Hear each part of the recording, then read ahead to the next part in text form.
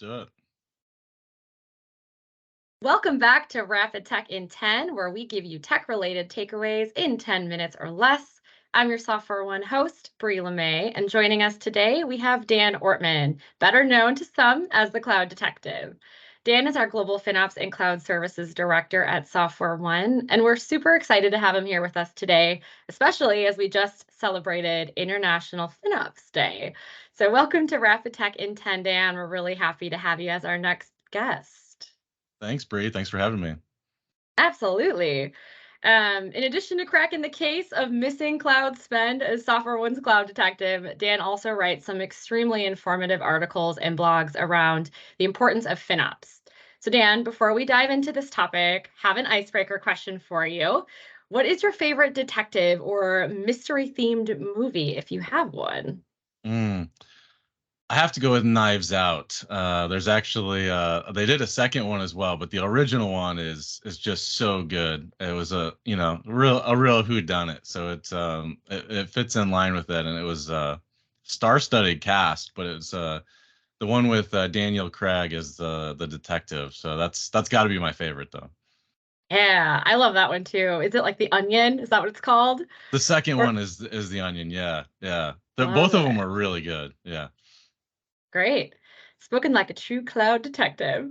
So I know we have 10 minutes or less, so let's dive into some of the good stuff. I mentioned you wrote some important blogs and articles around the theme of FinOps. And we're consistently hearing that term in the tech world, especially as costs are increasing and technology just seriously continues to evolve. So can you summarize for us and our audience what FinOps is and what our viewers should know about why it's so relevant? Yeah, I mean the one-liner for FinOps is that it's a framework built to accelerate the value you get from your cloud investment, and that can mean different things. A lot of people interpret FinOps as cost optimization, which it is. Part of FinOps is optimizing spend, and if you successfully optimize spend, then you're getting more value from your cloud investment. So that's part of it, but it's so much more than just hey, we find some reservation opportunities or savings plans or right sizing servers. It's really rooted in a cultural change and a culture of accountability, because as engineers we can all deploy in the cloud so fast and without governance in a lot of cases. So maximizing the value out of the cloud investment, that's the one liner. That's what FinOps is all about. And I guess the second part of your question is, why is it so important right now? Well, there's one thing that I keep hearing over and over again globally from so many organizations, is that we're getting asked to do more with less. And to me, that means we need better applications. We need to go to market with things faster. We need to innovate, very quick. And with less means, how do we do that, but actually spend less? And those are kind of conflicting, because we always talk about the iron triangle in FinOps. There's speed, performance, and cost. And you're usually giving up one or the other. Like, you could maybe go really fast, but that might cost more, or you might have really high performance, but it'll cost more, or it might take longer, that sort of thing. So I think that's why FinOps is so important right now, why it's so compelling in these conversations, because there's a lot of demand on our technology teams, but we also have to do more with less. And that means maximizing the value from cloud, which is exactly what FinOps does. Yeah, I love that. And the culture of accountability is huge. We're hearing that over and over again. So now that our audience knows the what, I want to expand on this a step further. So to have a successful FinOps strategy, you have to get started first, right? Which is sometimes the hardest part. So back to your article on how organizations can build a business case for starting a FinOps practice. You mentioned 10 really informative takeaways in the article, and I'll link that below.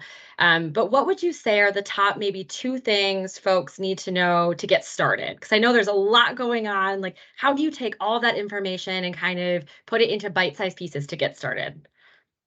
Yeah, maybe before I get into a couple of the details, I would say first and foremost, just get started. That's what we say to a lot of people, because FinOps is a continuous improvement framework, which means even if you're just paying the invoice today, that's a start. So where do you go from there? How do you start mapping the spend to the different areas of the business, the different applications?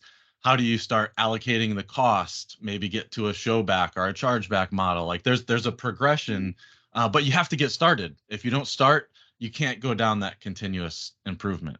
So just to answer your question, a couple of the big things are mapping to business KPIs and doing that through a FinOps lens. One of the big questions that we get right now is how, if you're talking about cloud value, the value you get from cloud, and that's what FinOps is about.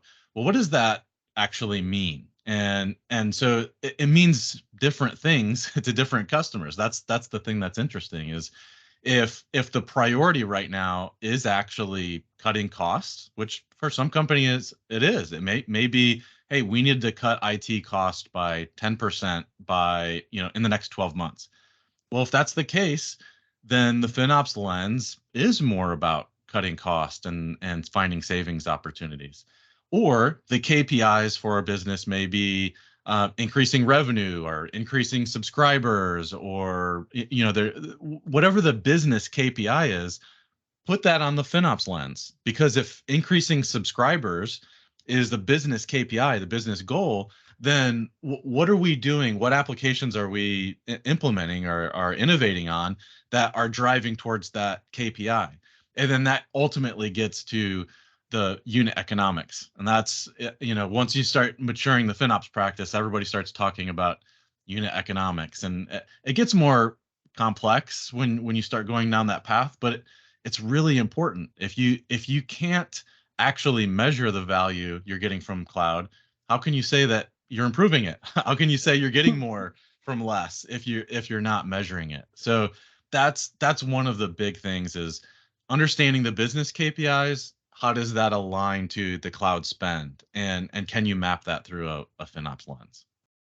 Love that. And I love Yeah. just get started, right? Yeah. Sometimes it's the hardest thing to do, but it's the first step you have to take.